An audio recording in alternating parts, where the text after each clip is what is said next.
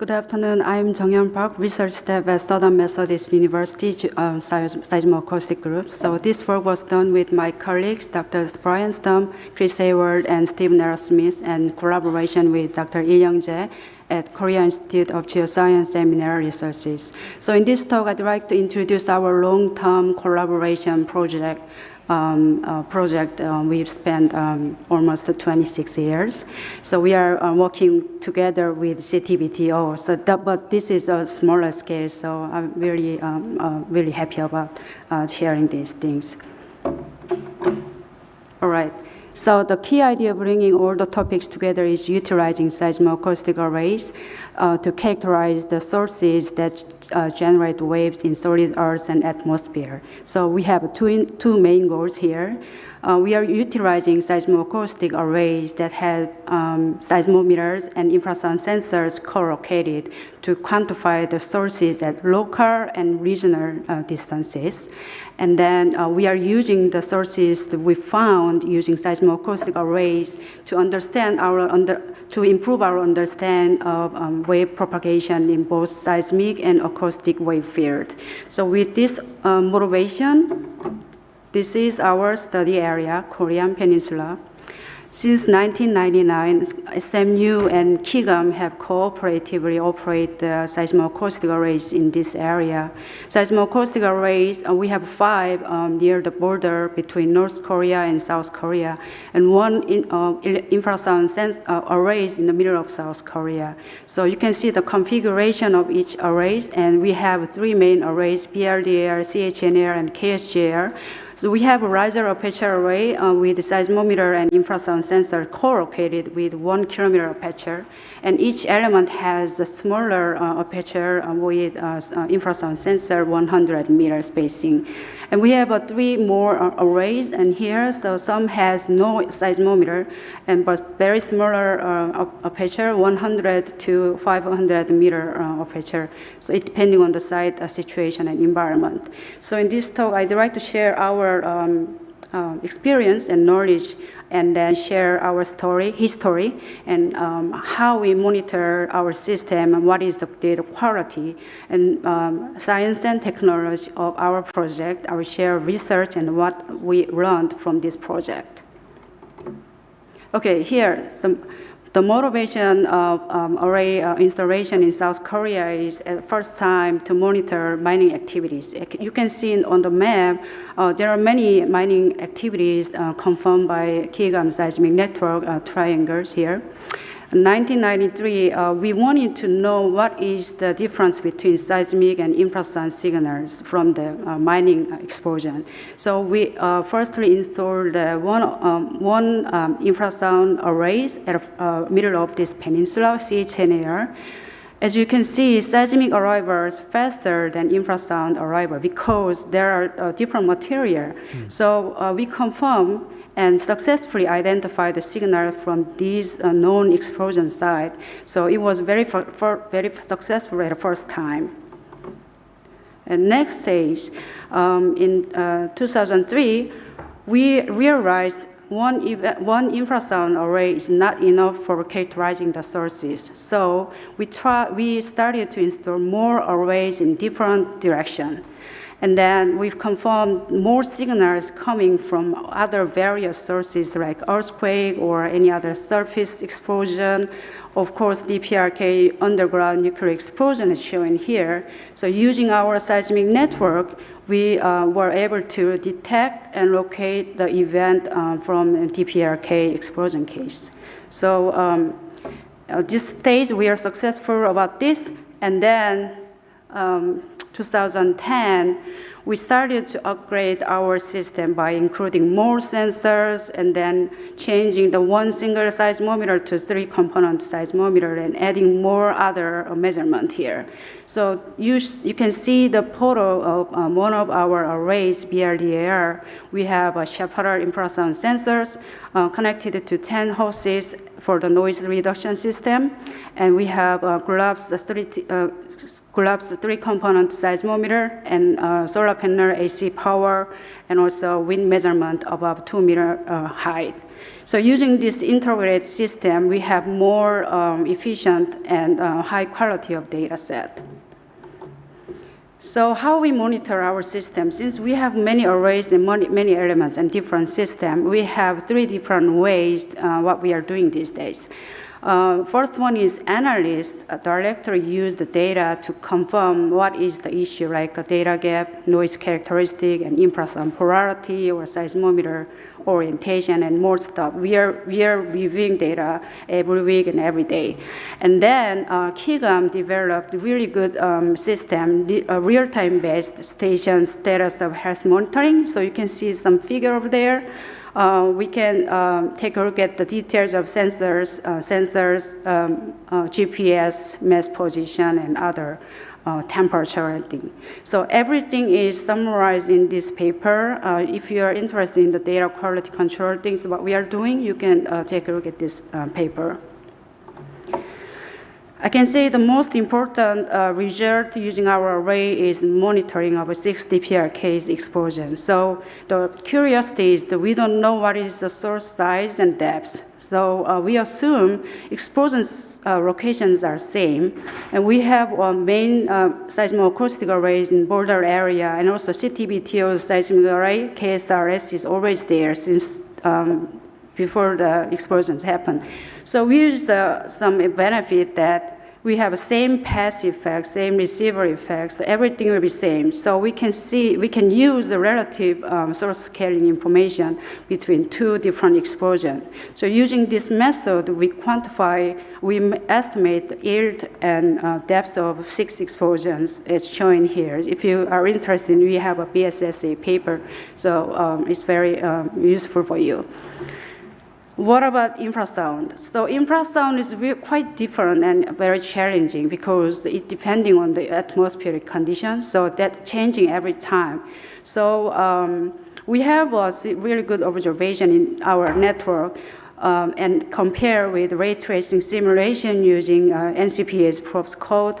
And just to look at the blue prediction. Blue prediction is stratospheric predictions that compare to our observation here. So I can say January 2016 explosions are really good matching with the simulation. But Radius 1 2017 explosion, even though we have very good, strong observation showing in this figure, local, diffracted, and epicentral infrasounds are very cool recorded at our array.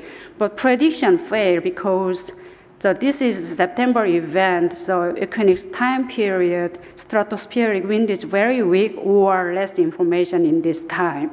So we failed about this, and then we updated the Ch3 profile later. Do we have a catalog? Yes, we have a catalog since 1999, so we recently published a paper in GJI. So this shows the automatic infrasound detection for 24 years. So as you can see, CHNR is the longest duration detection. So, and also you can see this is the plot in terms of time and back azimuth of detection. So they are changing in a time. They have some seasonal variation, because it's depending on the stratospheric wind. And also, as time goes by, we have more stations, more arrays, and also 2012, we added 2 infrasound IMS stations in Russia and Japan. So it was really helpful for our catalog study. Using the detection information, we made event location bulletin here. So that is these are the infrasound hotspot in Korean Peninsula. We see the many infrasound event in a coastal area in both North Korea and South Korea, and also border area as well, and mining activities. So most events are correlated with human activities. So these are the recent research what we are doing, and showing we focus on more natural sources like earthquakes. So we found infrasound is generated from earthquake itself, And also non-epicenter area like a sea bank or coastal area, they are generating the infrasound signal. And also, you can see Japan in this map. This is Noto earthquake in Japan. We have strong infrasound signals in our array, and also 5 IMS array up to 3,000 kilometer distance. We had very good signal too. So we combine all the result and then back projecting to the location in here. So we can see the strong ground motion generate the infrasound signals. And the other interesting story is the infrasound can be used for early warning systems. So we have river from North Korea to South Korea near the Ch3. North Korea has a hydroelectric dam. Sometimes they open the gate without any notice to South Korea. So that caused a lot of damage. So Dr. Jeff found infrasound energy is proportional to water level at Ch3, but there's 5-hour delay. So infrasound energy first, and then 5 hours later, water level really high. So currently we are using infrasound as a early warning system in South Korea. We are developing tools. So our graduate student Miro recently developed a code using machine learning and discriminating the explosion from the earthquake, red and blue, it's showing here. So that is a combination of seismoacoustic data sets as a training set. And the other, Steve Narrowsmith developed a seismoacoustic location that used seismic arrival and infrasound back azimuth in our network. It's very beneficial in case of sparse network. And last one, we have a cardinal. I can say this is the Python-based PMCC. So this is currently openly available by this paper, SRL paper. So we can see very similar feature PMCC, but we added more machine learning features. So if you are interested, please take a look at this. Oh, we developed also full waveform modeling code. And previously I showed that there's no GTS profile. We updated based on the statistical approach and used that profile for the 2017 DPRK explosion, and successfully this finite difference time domain propagation code predicted both stratospheric and thermospheric arrivals at one of our stations. So we are still developing this and making some manuscript for that. So ongoing work, we have 3 main things. The first one is we are keep going our infrasound catalog. We also doing some seismoacoustic catalog and machine learning based catalog as well. And also beyond the infrasound, there are really interesting signals in the high frequency. So we increase our sampling rate up to 1,000 hertz. So now we are looking to the local infrasound characteristics, so that will be helpful for that. Lastly, I'm really happy to share this information. Our group, Dr. Chris Hayward, designed and developed a new infrasound sensor here. This is infrasound sensor, mini array. So this is the Sapphire we call.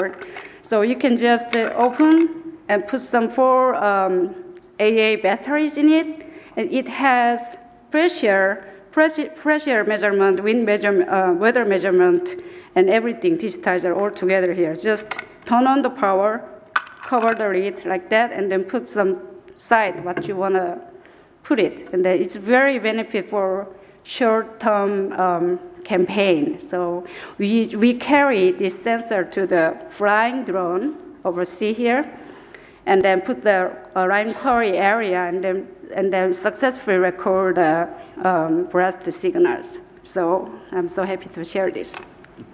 Thank you.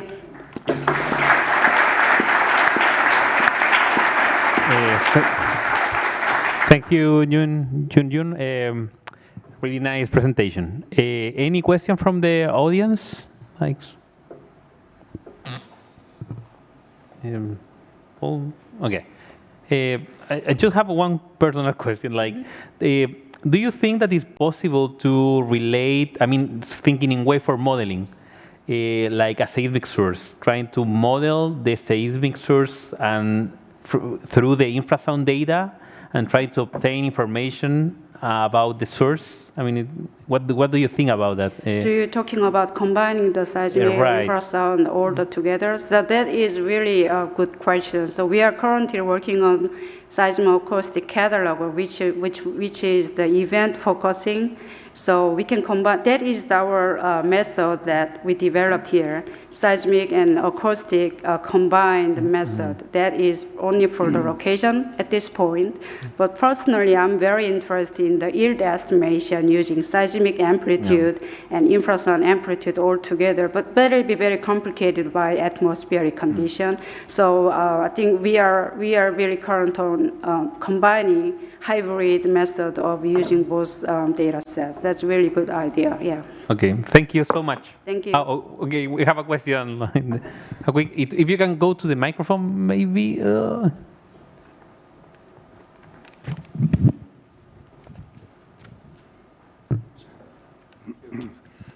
Can you just tell a bit more about the updated version of the ground-to-space model that you've been using for the ray tracing, the atmospheric conditions? Oh, you mean ray How you've? I mean, that was the slide before the last with the ray tracing and the G2S. This one? Well, I can't see, but yeah.